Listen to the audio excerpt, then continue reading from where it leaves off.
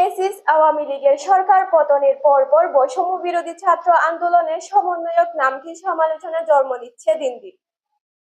রংপুরের বৈষম্য বিরোধী ছাত্র আন্দোলনের জেলা ও মহানগরের আহ্বায়ক, সদস্য সচিব সহ শীর্ষ 4 নেতার বিরুদ্ধে অর্থ আত্মসাৎ, চাঁদাবাজি সহ বিভিন্ন অভিযোগ তুলে দলটির 16 নেতা কর্মী পদত্যাগ করেছেন।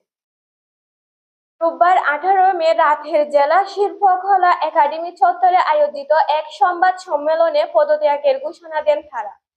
এই সময় জেলা আহ্বায়ক, সদস্য সচিব, মুখ্য সংগঠক এবং মহানগর আহ্বায়কের বিরুদ্ধে অভিযোগ করে পদত্যাগকারীরা।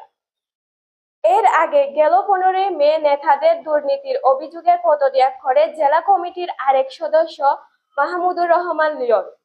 তাদের দাবি, অভিযুক্তরা বিভিন্ন স্থান থেকে চাঁদা তুলে তা আত্মসাৎ করেছে।